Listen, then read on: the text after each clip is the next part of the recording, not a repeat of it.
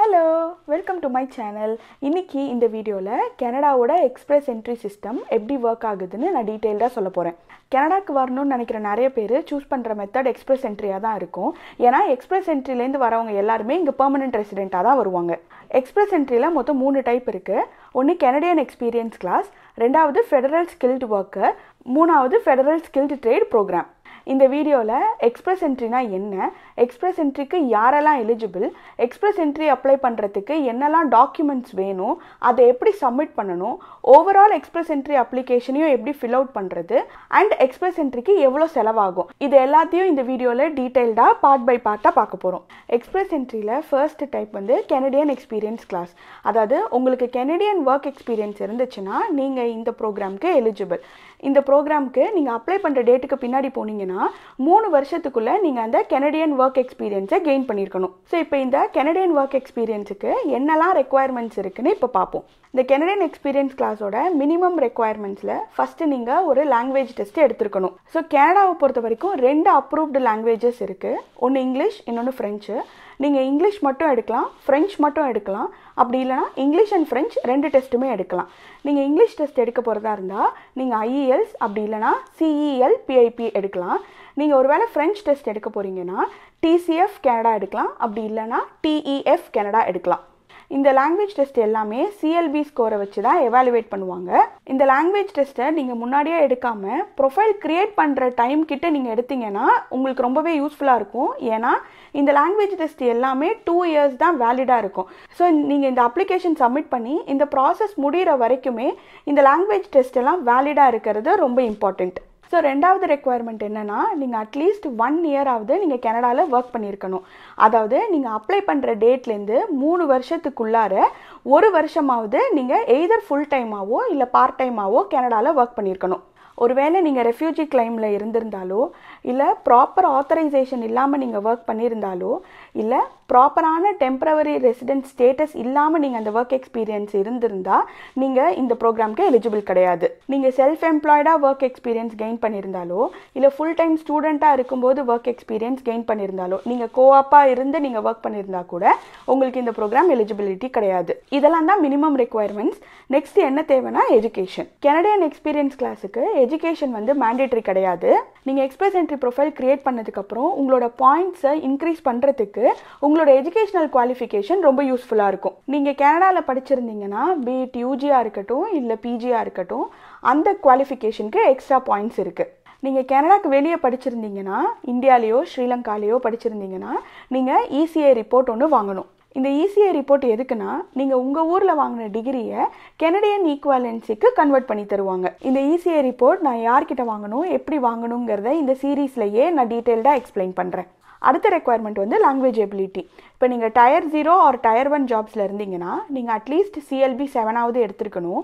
R நீங்கள் Tier 2 R Tier 3 ஜாப்ஸில் இருந்தீங்கன்னா CLB 5ஆவது எடுத்துருக்கணும். இதுதான் கனடியன் எக்ஸ்பீரியன்ஸ் கிளாஸ்க்கு தேவைப்படுற மொத்த ரெக்குவயர்மெண்ட்ஸ். இப்போ எக்ஸ்பிரஸ் என்ட்ரியோட செகண்ட் டைப், அதாவது ஃபெடரல் ஸ்கில்டு ஒர்க்கர் ப்ரோக்ராமோட ரெக்குவயர்மெண்ட்ஸ் என்னன்னு பார்க்கலாம். இந்த ப்ரோக்ராம் யாருக்குன்னா, நான் கனடாவில் ஒர்க்கே பண்ணலை, எனக்கு கனடாவில் ஒர்க் எக்ஸ்பீரியன்ஸ் இல்லை, ஆனால் என்னோட ஊரில் நான் ஒர்க் பண்ணியிருக்கேன், என்னோட ஊரில் எனக்கு ஒர்க் எக்ஸ்பீரியன்ஸ் இருக்குன்னா நீங்கள் இந்த ப்ரோக்ராம்க்கு அப்ளை பண்ணலாம். ஸோ இந்த ப்ரோக்ராமோட மினிமம் ரெக்குவயர்மெண்ட்ஸ்லாம் என்னென்னு இப்போ பார்க்கலாம்.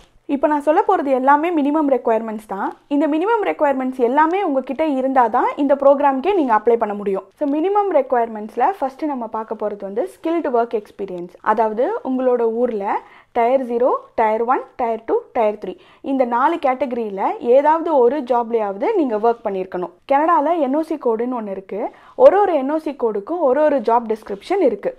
உங்களோட NOC கோடு என்னன்னு கண்டுபிடிச்சு உங்களோட ஒர்க் எக்ஸ்பீரியன்ஸில் அந்த ஜாப் டிஸ்கிரிப்ஷனில் என்னெல்லாம் டியூட்டிஸ் இருக்கோ அது எல்லாத்தையும் மேட்ச் பண்ணியிருக்கீங்களான்னு செக் பண்ணிக்கோங்க. உங்களோட பிரைமரி ஆக்குபேஷனும் நீங்கள் சூஸ் பண்ணியிருக்கிற NOC கோடும் ஒன்னோட ஒன்று மேட்ச் ஆகணும். நீங்கள் இந்த ப்ரோக்ராம்காக காட்ட போகிற ஒர்க் எக்ஸ்பீரியன்ஸ் வந்து அட்லீஸ்ட் லாஸ்ட் 10 இயர்ஸ்க்குள்ளேயாவது இருக்கணும். நீங்கள் காட்ட போகிற ஒர்க் எக்ஸ்பீரியன்ஸ் வந்து பெய்டு ஃபுல் டைம் ஜாபாவோ இல்லை பார்ட் டைம் ஜாபாவோ இருக்கணும். வாலண்டியர் ஒர்க்காவோ இல்லை அன்பெய்டு இன்டர்ன்ஷிப்ஸ் எல்லாம் இதில் கவுண்ட் ஆகாது. அண்ட் உங்களோட ஒர்க் எக்ஸ்பீரியன்ஸில் பிரேக் இருக்கக்கூடாது. அட்லீஸ்ட் 1 இயராவது அது கண்டினியூஸாக இருக்கணும். நெக்ஸ்ட் ரெக்குவயர்மெண்ட் வந்து லாங்குவேஜ் எபிலிட்டி. இந்த ப்ரோக்ராமில் எல்லாருமே CLB 7 and above எடுத்துருக்கணும். அடுத்த ரெக்குவயர்மெண்ட் வந்து எஜுகேஷன். இதுக்கும் நான் கெனடியன் எக்ஸ்பீரியன்ஸ் கிளாஸில் சொன்னேன் அதே க்ரைட்டீரியா தான்.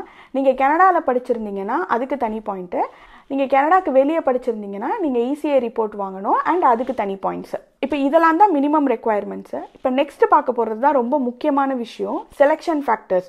அதாவது இந்த மினிமம் ரெக்குவயர்மெண்ட்ஸ் எல்லாத்தையும் நீங்கள் ஃபுல்ஃபில் பண்ணிட்டீங்க அப்படின்னா இந்த செலெக்ஷன் ஃபேக்டர்ஸை வச்சு தான் உங்களோட எலிஜிபிலிட்டியை செக் பண்ணுவாங்க. இந்த செலெக்ஷன் ஃபேக்டர்ஸ் என்னென்னா உங்களோட ஏஜ், எஜுகேஷன், ஒர்க் எக்ஸ்பீரியன்ஸ், உங்களுக்கு ஜாப் ஆஃபர் இருக்கா இல்லையா, உங்களோட இங்கிலீஷ் அண்ட் லாங்குவேஜ் ஸ்கில்ஸ், அதுக்கப்புறம் அடாப்டபிலிட்டி. இதை எல்லாத்தையும் பேஸ் பண்ணி ஒரு 100 பாயிண்ட்ஸுக்கு உங்களை அசஸ் பண்ணுவாங்க. அதில் நீங்கள் அட்லீஸ்ட் 67 அண்ட் அபவ் பாயிண்ட்ஸாவது எடுத்துருக்கணும். இந்த செலெக்ஷன் ஃபேக்டர்ஸில் வர பாயிண்ட்டும் CRS ஸ்கோரும் வேறு ரெண்டும் ஒன்று கிடையாது. இந்த செலெக்ஷன் ஃபேக்டர் வந்து எதுக்கு அசஸ் பண்ணுறாங்க அப்படின்னா நீங்கள் இந்த ஃபெடரல் ஸ்கில்டு ப்ரோக்ராமுக்கு எலிஜிபிளாக இல்லையான்னு பார்க்குறதுக்கு மட்டும்தான். நீங்கள் ப்ரொஃபைல் க்ரியேட் பண்ணதுக்கப்புறம் உங்களுக்கு வர ஸ்கோர் வந்து அது வேறு இது வேறு. இதுதான் அந்த 6 செலெக்ஷன் ஃபேக்டர்ஸ். நான் ஆல்ரெடி சொன்ன மாதிரி இந்த செலெக்ஷன் ஃபேக்டர் பாயிண்ட்ஸை வச்சு தான் நம்ம ஃபெடரல் ஸ்கில்டு ஒர்க்கர் ப்ரோக்ராமுக்கு எலிஜிபிளாக இல்லையான்னு கண்டுபிடிக்க முடியும். அண்ட் இது எல்லாமே அவுட் ஆஃப் 100க்கு அவங்க ஸ்கோர் பண்ணுவாங்க. அதில் நம்ம 67 பாயிண்ட்ஸ் ஆர் ஹையர் நம்ம ஸ்கோர் பண்ணணும். இப்போ நம்ம 67 பாயிண்ட்ஸ்க்கு கம்மியாக எடுத்திருந்தோன்னா நம்ம வந்து எலிஜிபிள் கிடையாது. லாங்குவேஜ் ஸ்கில்ஸுக்கு மேக்ஸிமம் 28 பாயிண்ட்ஸு, அதாவது இங்கிலீஷ் அண்ட் ஃப்ரெஞ்சுக்கு. ஸோ அந்த பாயிண்ட்ஸ் எப்படி பேஸ் பண்ணியிருப்பாங்கன்னா நம்மளோட ரைட்டிங், ரீடிங், லிசனிங், ஸ்பீக்கிங்கை பேஸ் பண்ணி அந்த லாங்குவேஜ் ஸ்கில்ஸ்க்கான பாயிண்ட்ஸை அலோகேட் பண்ணியிருப்பாங்க. நான் ஆல்ரெடி சொன்ன மாதிரி மினிமம் லெவல் ஆஃப் CLB 7 எடுத்திருக்கணும். செகண்ட் லாங்குவேஜாக இருந்துச்சுன்னா CLB 5 இருந்தால் போதும். இப்போ வந்து எப்படி இந்த லாங்குவேஜ் பாயிண்ட்ஸை கால்குலேட் பண்ணுவாங்க அப்படின்னா நீங்கள் ஃபர்ஸ்ட் அஃபிஷியல் லாங்குவேஜ்னு எதை சொல்கிறீங்களோ அதில் நீங்கள் மேக்ஸிமம் 24 பாயிண்ட்ஸ் வரைக்கும் எடுக்கலாம். அதே மாதிரி செகண்ட் அஃபிஷியல் லாங்குவேஜ்னு எதை சொல்கிறீங்களோ அதில் மேக்ஸிமம் 4 பாயிண்ட்ஸ் வரைக்கும் எடுக்கலாம். அதே மாதிரி எஜுகேஷனுக்கு அவங்க மேக்ஸிமம் 25 பாயிண்ட்ஸ் அலோகேட் பண்ணுறாங்க. கெனடியன் டிகிரி வச்சுருக்கீங்க அப்படின்னா அதுக்கு மேக்ஸிமம் பாயிண்ட்ஸ் இருக்கும். அண்ட் அதே மாதிரி உங்களுக்கு ஃபாரின் எஜுகேஷன் இருக்குது, நீங்கள் வந்து ECA ரிப்போர்ட் கொடுக்குறீங்கன்னா அதுக்கேற்ற மாதிரி பாயிண்ட்ஸ் வந்து அலோகேட் பண்ணியிருப்பாங்க. இப்போ நீங்கள் மாஸ்டர்ஸ் பண்ணியிருக்கீங்க அப்படின்னா உங்களுக்கு ஹையஸ்ட் நம்பர் ஆஃப் பாயிண்ட்ஸ் இருக்கும். அதுக்கப்புறம் பேச்சுலர்ஸ் டிகிரி, அதே மாதிரி ஒர்க் எக்ஸ்பீரியன்ஸுக்கு மேக்ஸிமம் 15 பாயிண்ட்ஸ் அலோகேட் பண்ணுறாங்க. எவ்வளோ நம்பர் ஆஃப் இயர்ஸ் எக்ஸ்பீரியன்ஸ் இருக்கோ அதுக்கேற்ற மாதிரி பாயிண்ட்ஸ் வந்து அலோகேட் பண்ணுவாங்க. ஸோ நம்மளோட ஒர்க் எக்ஸ்பீரியன்ஸ் வந்து இதை வச்சு தான் கவுண்ட் பண்ணுவாங்க. அதாவது கனடாவில் இருக்கா இல்லை ஃபாரின் எக்ஸ்பீரியன்ஸாக, நீங்கள் படிச்சுட்டு இருக்கும்போதே உங்களோட ஒர்க் எக்ஸ்பீரியன்ஸை நீங்கள் கெயின் பண்ணீங்களா, இல்லை நீங்கள் செல்ஃப் எம்ப்ளாய்டாக உங்களோட ஒர்க் எக்ஸ்பீரியன்ஸை கெயின் பண்ணியிருக்கீங்களா அப்படின்னு சொல்லிட்டு. ஸோ அதுக்கேற்ற மாதிரி உங்களோட ஒர்க் எக்ஸ்பீரியன்ஸ் பாயிண்ட்ஸ் வந்து ஸ்ப்ளிட் ஆகும். இப்போ உங்களுக்கு 1 இயர் ஆஃப் எக்ஸ்பீரியன்ஸ்னால் 9 பாயிண்ட்ஸ், 2 to 3 years ஆஃப் எக்ஸ்பீரியன்ஸ்னால் 11 பாயிண்ட்ஸ், 4 to 5னா 13, 6 ஆர் மோராக இருந்துச்சுன்னா 15 பாயிண்ட்ஸ். அடுத்தது வந்து ஏஜுக்கு மேக்ஸிமம் 12 பாயிண்ட்ஸ். ஸோ நம்மளோட ஏஜ் ஏற பாயிண்ட்ஸ் வந்து கம்மியாகிட்டே இருக்கும். நெக்ஸ்ட் வந்து அரேஞ்ச்டு எம்ப்ளாய்மெண்ட் இன் கனடா, அதுக்கு வந்து மேக்ஸிமம் 10 பாயிண்ட்ஸ். ஸோ நீங்கள் ஏதாவது ஒரு கெனடியன் எம்ப்ளாயர்கிட்ட நீங்கள் ஏதாவது ஒரு ஜாப் ஆஃபர் அட்லீஸ்ட் 1 இயர் வரைக்குமாவது வேலிட் அப்படின்னு சொல்லி நீங்கள் வாங்கினீங்கன்னா மேக்ஸிமம் 10 பாயிண்ட்ஸ் வரைக்கும் நீங்கள் கெயின் பண்ணிக்கலாம் இங்கே. அதுக்கப்புறம் அடாப்டபிலிட்டிக்கு மேக்ஸிமம் 10 பாயிண்ட்ஸ். அதாவது நீங்களும் உங்கள் ஸ்பௌஸும் கனடாக்கு மைக்ரேட் ஆகுறீங்க அப்படின்னா அதை பேஸ் பண்ணி உங்களுக்கு பாயிண்ட்ஸ் கொடுக்குறாங்க. உங்களோட ஸ்பௌஸ் வந்து லாங்குவேஜ் டெஸ்ட் எடுத்திருந்தாங்க அப்படின்னா அந்த லாங்குவேஜ் டெஸ்ட்டில் CLB 4க்கு மேலே எடுத்திருந்தாங்க அப்படின்னா உங்களுக்கு 5 பாயிண்ட்ஸ் கொடுப்பாங்க. நெக்ஸ்ட் வந்து நீங்கள் கனடாவில் அட்லீஸ்ட் 2 இயர்ஸ்க்கு ஃபுல் டைம் கோர்ஸ் ஏதாவது பண்ணியிருந்தீங்க அப்படின்னா உங்களுக்கு ஒரு 5 பாயிண்ட்ஸ் எக்ஸ்ட்ரா கிடைக்கும். உங்கள் ஸ்பௌஸும் அட்லீஸ்ட் 2 இயர்ஸ் கனடாவில் ஏதாவது ஃபுல் டைம் கோர்ஸ் பண்ணியிருந்தாங்கன்னா எக்ஸ்ட்ரா ஒரு 5 பாயிண்ட்ஸ் கிடைக்கும். நீங்கள் கனடாவில் ஒர்க் பண்ணியிருந்தீங்க அட்லீஸ்ட் 1 இயர்க்கு ஃபுல் டைமாக ஏதாவது ஒரு டியர் கேட்டகரியில் 0, 1, 2, 3 டியர் கேட்டகரியில் ஒர்க் பண்ணியிருந்து ஒரு வேலிட் ஒர்க் பர்மிட்டோட ஆத்தரைஸ்டாக நீங்கள் ஒர்க் பண்ணியிருந்தீங்க அப்படின்னா உங்களுக்கு ஒரு 10 பாயிண்ட்ஸ் எக்ஸ்ட்ரா கிடைக்கும். உங்கள் ஸ்பௌஸும் 1 இயராவது ஃபுல் டைமாக கனடாவில் ஒரு வேலிட் ஒர்க் பர்மிட்டில் ஒர்க் பண்ணாங்க அப்படின்னா அவங்களுக்கும் 5 பாயிண்ட்ஸ் கிடைக்கும். நெக்ஸ்ட் வந்து அரேஞ்ச்டு எம்ப்ளாய்மெண்ட் இன் கனடா. அரேஞ்ச்டு எம்ப்ளாய்மெண்ட் நான் அகெயின் சொன்ன மாதிரி ஒரு வேலிட் ஜாப் ஆஃபர் இருந்து 1 இயர்க்காவது வேலிட் அப்படின்னு இருந்து ஃபுல் டைமாக இருந்ததுன்னா அதுக்கு ஒரு 5 பாயிண்ட்ஸ் அகெயின். நெக்ஸ்ட் வந்து ரிலேட்டிவ்ஸ் இன் கனடா. உங்களுக்கு ஏதாவது ரிலேட்டிவ்ஸ் இருக்காங்க கனடாவில் அதுக்கு ஒரு 5 பாயிண்ட்ஸ் அகெயின். இந்த 6 ஃபேக்டரை பேஸ் பண்ணி தான் இந்த செலெக்ஷன் ஃபேக்டர்ஸ் இருக்குது. இப்போ இந்த செலெக்ஷன் ஃபேக்டர்ஸில் நீங்கள் 67 பாயிண்ட்ஸ்க்கு மேலே எடுக்கிறீங்களா இல்லையா அப்படின்னு தெரிஞ்சுக்கிறதுக்கு ஏதாவது ஒரு ஆன்லைன் டூலில், இப்போ ஃபார் எக்ஸாம்பிள் எஜுகேஷன் இருக்குன்னா நான் இங்கே பேச்சுலர்ஸ் டிகிரி கொடுத்துருக்கேன், அதுக்கு என்னோட ஸ்கோர் ஸ்கோர் 21. அப்புறம் வந்து இங்கிலீஷ் ஸ்கில்ஸ் இருக்குது, அதுக்கு மேக்ஸிமம் 24 பாயிண்ட்ஸ் நான் சொன்னேன். இப்போ நான் சும்மா இங்கே ரீடிங்க்கு, ரைட்டிங்க்கு, லிசனிங்க்கு, ஸ்பீக்கிங்க்கு நான் சும்மா செலக்ட் பண்ணுறேன். எக்ஸ்பீரியன்ஸ்க்கு வந்து ஜஸ்ட் 6 ஆர் மோர் கொடுக்குறேன். ஏஜ் வந்து அகெயின் டிபெண்ட்ஸ். அடாப்டபிலிட்டி, உங்களுக்கு இங்கே ஏதாவது சுச்சுவேஷன் இங்கே செட் ஆச்சுன்னா அதை செக் பண்ணுங்கள், அப்படி இல்லைனா ஜஸ்ட் அதை அப்படியே விட்டுருங்க. அரேஞ்ச்ட் எம்ப்ளாய்மெண்ட் உங்களுக்கு இருந்தால் கொடுங்க, இல்லைனா நோ கொடுங்க. இப்போ நான் இங்கே நோன்னு கொடுத்துருக்கேன். இப்போ நான் இதை கொடுத்ததுக்கே என்னோடய டோட்டல் ஸ்கோர் வந்து 72 வருது. 67க்கு மேலே தான். அதனால நம்ம வந்து ஃபெடரல் ஸ்கில்டு ஒர்க்கர் ப்ரோக்ராமுக்கு நம்ம எலிஜிபிள். இதோட செலெக்ஷன் ஃபேக்டர் முடிஞ்சிருச்சு. அடுத்த முக்கியமான ஸ்டெப் என்ன அப்படின்னா ப்ரூஃப் ஆஃப் ஃபண்ட்ஸ். நீங்களும் உங்கள் ஃபேமிலியும் கனடாவில் செட்டில் ஆகிறதுக்கு தேவையான அளவு ஃபண்ட்ஸ் இருக்குங்கிறத நீங்கள் ப்ரூவ் பண்ணணும். ஒருவேளை உங்ககிட்ட கெனடியன் ஒர்க் பர்மிட் இருந்தாலோ இல்லைனா ஒரு கெனடியன் எம்ப்ளாயர்கிட்டேருந்து உங்களுக்கு ஒரு ஜாப் ஆஃபர் இருந்துச்சு அப்படின்னா நீங்கள் இந்த ப்ரூஃப் ஆஃப் ஃபண்ட்ஸை காட்ட தேவையில்லை. இதுதான் இந்த ப்ரோக்ராமோட ஒரு சின்ன ப்ரீஃப். நெக்ஸ்ட் வந்து நம்ம எக்ஸ்பிரஸ் என்ட்ரியோட தேர்ட் டைப் என்னன்னு பார்க்கலாம். மூணாவது ப்ரோக்ராம் வந்து ஃபெடரல் ஸ்கில்ட் ட்ரேட்ஸ் ப்ரோக்ராம். இந்த ப்ரோக்ராம் யாருக்குன்னா ஒரு ஸ்பெசிஃபிக்கான ஆக்குபேஷனில் இருக்கிறவங்களுக்கு. For example carpenters, plumbers, electricians, butchers, bakers, chefs, drivers, இது மாதிரி நிறைய ஆக்குபேஷன்ஸ் இந்த ப்ரோக்ராம்குள்ளே வரும். இதில் நீங்கள் எந்த கேட்டகரியில் வந்தாலும் இந்த ப்ரோக்ராமுக்கு நீங்கள் அப்ளை பண்ணலாம். இதில் ரொம்ப முக்கியமான விஷயம் என்னென்னா இந்த ப்ரோக்ராமுக்கு நீங்கள் அப்ளை பண்ணணும்னா அட்லீஸ்ட் ஒரு ஜாப் ஆஃபராவது இருக்கணும். அப்படி இல்லைனா உங்களோட குவாலிஃபிகேஷனுக்கு ஒரு சர்டிஃபிகேட்டாவது இருக்கணும். இதோட மினிமம் ரெக்குவயர்மெண்ட்ஸ் என்னென்னா ஃபர்ஸ்ட் வந்து ஒர்க் எக்ஸ்பீரியன்ஸ். அதாவது நீங்கள் அப்ளை பண்ணுற டேட்லேருந்து 5 இயர்ஸ்க்குள்ளே அட்லீஸ்ட் 2 வருஷமாவது உங்களுக்கு ஒர்க் எக்ஸ்பீரியன்ஸ் இருக்கணும். ரெண்டாவது வந்து இந்த ப்ரோக்ராமுக்கும் நீங்கள் வந்து லாங்குவேஜ் டெஸ்ட் எடுக்கணும் அண்ட் அதோட மினிமம் க்ரைட்டீரியாவை நீங்கள் மீட் பண்ணணும். அடுத்தது வந்து என்ஓசி கோடு. நான் ஆல்ரெடி சொன்ன மாதிரி உங்களோட ஜாப் டிஸ்கிரிப்ஷனும் நீங்கள் சூஸ் பண்ணியிருக்கிற என்ஓசி கோடோட டிஸ்கிரிப்ஷனும் ஒன்னோட ஒன்று மேட்ச் ஆகணும். இந்த ப்ரோக்ராமுக்காக நீங்கள் காட்ட போகிற ஒர்க் எக்ஸ்பீரியன்ஸ் வந்து இண்டிபெண்ட் ஒர்க் எக்ஸ்பீரியன்ஸாக இருக்கணும். அதாவது எந்த கம்பெனியோடையும் இல்லாமல் உங்களால் தனியாக இந்த சர்வீஸை ப்ராக்டிஸ் பண்ண முடியணும். அடுத்தது இந்த ப்ரோக்ராமுக்கு எந்த எஜுகேஷனல் குவாலிஃபிகேஷன்ஸும் நீங்கள் காட்ட தேவையில்லை. இல்லை ஒருவேளை உங்ககிட்ட டிகிரி இருக்குது அப்படின்னா நீங்கள் அதை உங்களோட சிஆர்எஸ் ஸ்கோரை இன்க்ரீஸ் பண்ணுறதுக்காக காட்டிக்கலாம். அடுத்தது லாங்குவேஜ் ரெக்குவயர்மெண்ட். அதாவது நீங்கள் எடுக்க போகிற டெஸ்ட்டில் ஸ்பீக்கிங்க்கும் லிசனிங்க்கும் மினிமம் CLB 5ஆவது இருக்கணும். ரீடிங்க்கும் ரைட்டிங்க்கும் மினிமம் 4ஆவது இருக்கணும். அடுத்தது வந்து ப்ரூஃப் ஆஃப் ஃபண்ட்ஸ். இங்கே வந்து நீங்கள் செட்டில் ஆகிறதுக்கு உங்ககிட்ட தேவையான அளவு ஃபண்ட் இருக்குங்கிறத நீங்கள் ப்ரூவ் பண்ணணும். இப்போ நான் சொன்ன 3 டைப்ஸ் ஆஃப் ப்ரோக்ராமில் எது உங்களுக்கு சூட் ஆச்சுனாலும் நீங்கள் எக்ஸ்பிரஸ் என்ட்ரியில் ஒரு ப்ரொஃபைல் கிரியேட் பண்ணி PR அப்ளிகேஷனை சப்மிட் பண்ணலாம். இது இல்லாமல் ப்ரொவின்ஷியல் நாமினி ப்ரோக்ராம்னு ஒன்று இருக்குது. அதாவது கனடாவில் இருக்கிற ப்ராவின்சஸில் ஏதாவது ஒரு ப்ராவின்ஸ் அவங்க ப்ராவின்ஸில் நீங்கள் செட்டில் ஆகிறதுக்கு உங்களுக்கு ஒரு இன்விடேஷன் அனுப்புவாங்க. ஒருவேளை உங்களுக்கு அந்த இன்விடேஷன் கிடைச்சிச்சுன்னா உங்களோட CRS ஸ்கோரும் இன்க்ரீஸ் ஆகும் அண்ட் அதை யூஸ் பண்ணி உங்களோட PR அப்ளிகேஷனை இன்னும் ஈஸியாகவே ப்ராசஸ் பண்ணலாம். அடுத்தது ஒரு PR அப்ளிகேஷனை எப்படி ஸ்டார்ட் பண்ணுறதுன்னு பார்ப்போம். ஸோ ஸ்டெப் 1 வந்து நீங்கள் எலிஜிபிளாக இல்லையான்னு பார்க்கறது. நீங்கள் எலிஜிபிளாக இல்லையான்னு பார்க்கறதுக்கு 2 மெத்தட் இருக்குது. ஒன்று வந்து ஒரு சில செட் ஆஃப் கொஸ்டின்ஸை நீங்கள் ஆன்சர் பண்ணுறது. நீங்கள் அதை ஆன்சர் பண்ணிங்கன்னா நீங்கள் மினிமம் ரெக்குவயர்மெண்ட்ஸை மேட்ச் பண்ணுறீங்களா இல்லையான்னு தெரிஞ்சிடும். ஸோ இப்போ நம்ம எலிஜிபிளாக இல்லையான்னு கண்டுபிடிக்கிறதுக்கு இங்கே இருக்கிற சில கொஸ்டின்ஸ் ஆன்சர் பண்ணாலே தெரிஞ்சிடும். இப்போ நம்ம ஆல்ரெடி பார்த்த மாதிரி 3 இமிக்ரேஷன் ப்ரோக்ராம் இருக்குது எக்ஸ்பிரஸ் என்ட்ரியில் அண்ட் ஒரு ப்ரோக்ராமுக்குமே டிஃப்ரெண்ட் ரெக்குவயர்மெண்ட்ஸ் இருக்குது. ஸோ நம்ம கொடுக்குற ஆன்சர்ஸ்க்கு ஏற்ற மாதிரி நம்ம என்ன ப்ரோக்ராமுக்கு எலிஜிபிளாக இருப்போம் அப்படிங்கிறதையும் இந்த கொஸ்டினரோட எண்ட்லேயே நமக்கு தெரிஞ்சிடும். இப்போ இதில் இருக்கிற ஃபர்ஸ்ட் கொஸ்டின் வந்து நம்ம எந்த ப்ராவின்ஸில் நம்ம வந்து செட்டில் ஆகணும்னு நினைக்கிறோன்னு கேட்பாங்க. இப்போ உங்களுக்கு எந்த ப்ராவின்ஸுமே தெரியலை அப்படின்னா ஜஸ்ட் நீங்கள் எதில் ரொம்ப இன்ட்ரெஸ்டடாக இருக்கீங்களோ நீங்கள் அந்த ப்ராவின்ஸை சூஸ் பண்ணிக்கோங்க. இதெல்லாம் தான் கனடாவோட list of provinces. For example இப்போ நான் வந்து இதில் ஒன்டாரியோ சூஸ் பண்ணியிருக்கேன். இது வந்து லாங்குவேஜ் ரிசல்ட்ஸோட டெஸ்ட். ஸோ நான் ஆல்ரெடி சொன்ன மாதிரி கனடாவோட அஃபிஷியல் லாங்குவேஜஸ் வந்து இங்கிலீஷ் அண்ட் ஃப்ரெஞ்ச்.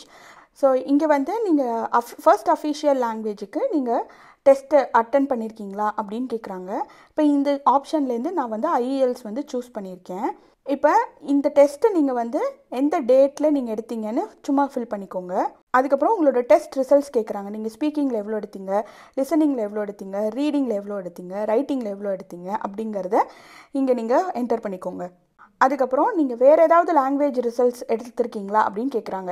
இப்போ நீங்கள் வந்து இது வந்து செகண்ட் அஃபிஷியல் லாங்குவேஜுக்கு. இப்போ சப்போஸ் நீங்கள் இங்கிலீஷை ஃபர்ஸ்ட் அஃபிஷியலாக கொடுத்தீங்கன்னா ஃப்ரெஞ்சை வந்து நீங்கள் செகண்ட் அஃபிஷியலாக கொடுக்கலாம். அதே மாதிரி நீங்கள் ஃப்ரெஞ்சை வந்து ஃபர்ஸ்ட் அஃபிஷியலாக கொடுத்தீங்கன்னா நீங்கள் இங்கிலீஷை வந்து செகண்ட் அஃபிஷியலாக கொடுக்கலாம். ஸோ இப்போ நீங்கள் வந்து செகண்ட் அஃபிஷியல் லாங்குவேஜ் வந்து மேண்டேட்ரி கிடையாது, நீங்கள் இங்கிலீஷ் மட்டும் எடுத்தாலே போதும். இப்போ நான் இந்த இடத்துல நன் கொடுத்துக்கிறேன். அதுக்கப்புறம் இது வந்து லாஸ்ட் 3 இயர்ஸில் உங்களுக்கு கெனடியன் எக்ஸ்பீரியன்ஸ் இருக்கான்னு கேட்குறாங்க. இப்போ வந்து நான் வந்து நன்னு கொடுக்குறேன். அப்படின்னா எனக்கு எந்த கெனடியன் எக்ஸ்பீரியன்ஸும் இல்லை அப்படின்னு நான் இங்கே கொடுக்குறேன். ஒருவேளை உங்களுக்கு கெனடியன் எக்ஸ்பீரியன்ஸ் இருந்ததுன்னா நீங்கள் எந்த டியர் ஆஃப் என்ஓசியில் ஒர்க் பண்ணியிருக்கீங்க அப்படின்னு கேட்குறாங்க. ஒருவேளை உங்களுக்கு கெனடியன் எக்ஸ்பீரியன்ஸ் இல்லைன்னா இந்த ட்ராப் டவுனில் நீங்கள் none of the above choose பண்ணிக்கோங்க. லாஸ்ட் 10 இயர்ஸில் உங்களுக்கு ஓவராலாக எவ்வளோ ஒர்க் எக்ஸ்பீரியன்ஸ் இருக்குன்னு கேட்டிருக்காங்க. இது வந்து நீங்கள் உங்கள் ஊரில் உங்களுக்கு எவ்வளோ ஒர்க் எக்ஸ்பீரியன்ஸ் இருக்குங்கிறத இங்கே மென்ஷன் பண்ணிக்கோங்க. லாஸ்ட் 5 இயர்ஸில் உங்களுக்கு ஏதாவது ட்ரேட் ஆக்குபேஷன் எக்ஸ்பீரியன்ஸ் இருக்கான்னு கேட்டிருக்காங்க. உங்களுக்கு அப்படி எதுவும் இல்லை அப்படின்னா நீங்கள் நன் கொடுத்துருங்க. ஏதாவது இருந்துச்சுன்னா அதுக்கேற்ற மாதிரி செலெக்ஷன் பண்ணிக்கோங்க. நீங்கள் வந்து கனடாவுக்கு எவ்வளோ மணி எடுத்துகிட்டு வருவீங்க அப்படின்னு தெரிஞ்சுக்கிறதுக்காக 13,757க்கு கம்மியாக ஏதாவது எடுத்துகிட்டு வந்தீங்கனாலே நீங்கள் வந்து இன்எலிஜிபிள்னு வந்துடும். ஏன்னா அந்த ஃபண்ட் நமக்கு பத்தாது. ஸோ அதை விட்டுட்டு மிச்சம் இருக்கிற அமௌண்ட்லேருந்து ஏதாவது ஒன்று செலக்ட் பண்ணிக்கோங்க. அடுத்து உங்கள் வீட்டில் எவ்வளோ ஃபேமிலி மெம்பர்ஸ்ன்னு கேட்குறாங்க. இந்த ஃபேமிலி மெம்பருங்கிறது வந்து நீங்கள், உங்களோட ஸ்பவுஸ், அப்புறம் உங்களோட சில்ட்ரன். உங்களோட ஸ்பவுஸும் சில்ட்ரனும் கனடாவுக்கு வரலனா கூட நீங்கள் அவங்களையும் கணக்கில் காட்டணும். ஒருவேளை உங்களுக்கு ஸ்பவுஸ் இல்லை ஆர் டிபெண்ட் சில்ட்ரனும் இல்லை அப்படின்னா நீங்கள் வந்து ஜஸ்ட் 1 அப்படின்னு மென்ஷன் பண்ணிக்கோங்க. அதே மாதிரி இந்த ஃபேமிலி மெம்பர் கணக்கில் வந்து பேரண்ட்ஸோ ரிலேட்டிவ்ஸோ வரமாட்டாங்க. அடுத்து உங்களுக்கு ஏதாவது வேலிடான ஜாப் ஆஃபர் இருக்கான்னு கேட்டிருக்காங்க. இப்போ நான் இங்கே வந்து நோன் கொடுத்துருக்கேன். அதுக்கப்புறம் நம்மளோட டேட் ஆஃப் பர்த் கேட்பாங்க. அதுக்கப்புறம் இது வந்து நம்மளோட எஜுகேஷ்னல் குவாலிஃபிகேஷன். உங்கள்கிட்ட இசிஏ ரிப்போர்ட் இருந்துச்சுன்னா அந்த இசிஏ ரிப்போர்ட்டில் என்ன ஈக்குவலன்சி போட்டிருக்காங்களோ அதை நீங்கள் இங்கே செலக்ட் பண்ணிக்கணும். அப்புறம் இந்த கண்டிஷனில் ஏதாவது உங்களுக்கு செட் ஆகிடுச்சுன்னா இதையும் நீங்கள் செக் பண்ணிக்கோங்க. அப்படி எதுவுமே இல்லைன்னா none of the above choose பண்ணிக்கோங்க. அடுத்து உங்களோட மேரிட்டல் ஸ்டேட்டஸ் கேட்டிருக்காங்க. இப்போ நான் மேரிடுன்னு கொடுத்துருக்கேன். இப்போ உங்களோட ஸ்பவுஸ் கனடாவுக்கு வருவாங்களான்னு கேட்டிருக்காங்க. இப்போ நான் இங்கே எஸ்ன்னு கொடுத்துக்கிறேன். அதே மாதிரி உங்களோட ஸ்பவுஸ் வந்து பெர்மனன்ட் ரெசிடென்ட் ஆஃப் கனடாவா அப்படின்னு கேட்டிருக்காங்க. அதுக்கு வந்து நான் நோன் கொடுத்துருக்கேன். அதே மாதிரி இப்போ உங்களோட ஸ்பவுஸ் வந்து கனடாவில் 2 இயர்ஸ்க்கு மேலே ஃபுல் டைமாக படிச்சிருக்காங்களான்னு கேட்டிருக்காங்க. ஸோ அதுக்கேற்ற மாதிரி உங்களோட செலெக்ஷன் கொடுத்துக்கோங்க. உங்களோட ஸ்பவுஸ் வந்து இங்கிலீஷ் ஆர் ஃப்ரெஞ்ச் டெஸ்ட் எடுத்திருக்காங்களா அப்படின்னு கேட்டிருக்காங்க. இப்போ இதில் வந்து நான் வந்து நன் கொடுத்துருக்கேன். நீங்கள் ஏதாவது டெஸ்ட் எடுத்திருந்தாங்க அப்படின்னா அதை நீங்கள் இங்கே மென்ஷன் பண்ணிக்கோங்க. இப்போ நம்ம ப்ரொவைட் பண்ண ஆன்சர்ஸை பேஸ் பண்ணி இப்போ நம்ம வந்து எக்ஸ்பிரஸ்என்ட்ரிக்கு எலிஜிபிள் அப்படின்னு சொல்லியிருக்காங்க. அது மட்டும் இல்லாமல் நெக்ஸ்ட் ஸ்டெப்ஸ் என்னென்ன அப்படிங்கிறதையும் இங்கே லிஸ்ட் பண்ணியிருக்காங்க. ரெண்டாவது மெத்தட் வந்து நான் ஆல்ரெடி சொன்ன 3 டைப்ஸ் ஆஃப் ப்ரோக்ராம்ஸோட இண்டிவிஜுவல் ரெக்வயர்மெண்ட்ஸை நீங்கள் படித்து பார்க்குறது. ஸ்டெப் 2 வந்து சிஆர்எஸ் ஸ்கோரை செக் பண்ணுறது. ஸ்டெப் 3 வந்து உங்களோட டாக்குமெண்ட்ஸ் எல்லாம் ரெடியாக வச்சுக்கிறது. அதாவது லாங்குவேஜ் டெஸ்ட் ரிசல்ட்ஸோ இந்த மாதிரி டாக்குமெண்ட்ஸ் எல்லாம் நீங்கள் ரெடியாக வச்சுக்கணும். ஸ்டெப் 4 வந்து ஒரு எக்ஸ்பிரஸ்என்ட்ரி ப்ரொஃபைல் கிரியேட் பண்ணுறது. நீங்கள் எலிஜிபிளாக இருந்தீங்க அப்படின்னா உங்களுக்கு ஒரு சிஆர்எஸ் ஸ்கோர் ஜென்ரேட் ஆகிடும். அதுக்கப்புறம் நீங்கள் அந்த ப்ரொஃபைலை சப்மிட் பண்ணிடலாம். ஸ்டெப் 5 வந்து நீங்கள் ப்ரொஃபைலை சப்மிட் பண்ணதுக்கப்புறம் உங்களுக்கு ஒரு வேளை ஹையஸ்ட் சிஆர்எஸ் ஸ்கோர் இருந்துச்சு அப்படின்னா உங்களுக்கு இன்விடேஷன் வரும். அந்த இன்விடேஷன் வந்து 60 டேஸ்க்குள்ளே நீங்கள் அப்ளிகேஷனை சப்மிட் பண்ணணும். ஸோ இப்போ இந்த வீடியோவில் எக்ஸ்பிரஸ்என்ட்ரினா என்ன, எக்ஸ்பிரஸ்என்ட்ரியில் என்னெல்லாம் டைப்ஸ் ஆஃப் ப்ரோக்ராம்ஸ் இருக்குது அண்ட் அதோட ரெக்வயர்மெண்ட்ஸ் என்ன அப்படிங்கிறதெல்லாம் நான் டீட்டெயில்டாக எக்ஸ்பிளைன் பண்ணியிருக்கேன். அண்ட் அது உங்களுக்கு ரொம்ப யூஸ்ஃபுல்லாக இருக்கும்னு நான் நம்புகிறேன். அதே மாதிரி ஒரு எக்ஸ்பிரஸ்என்ட்ரி ப்ரொஃபைல் கிரியேட் பண்ணுறதுக்கு முன்னாடி என்னெல்லாம் டாக்குமெண்ட்ஸ் வேணும், அதை எப்படியெல்லாம் கலெக்ட் பண்ணணும், அண்ட் ஒரு ப்ரொஃபைல் எப்படி கிரியேட் பண்ணணும், அந்த ப்ரொஃபைலை எப்படி சப்மிட் பண்ணணுங்கிறத நான் இன்னொரு வீடியோவில் டீட்டெயில்டாக எக்ஸ்பிளைன் பண்ணுறேன். பாய்.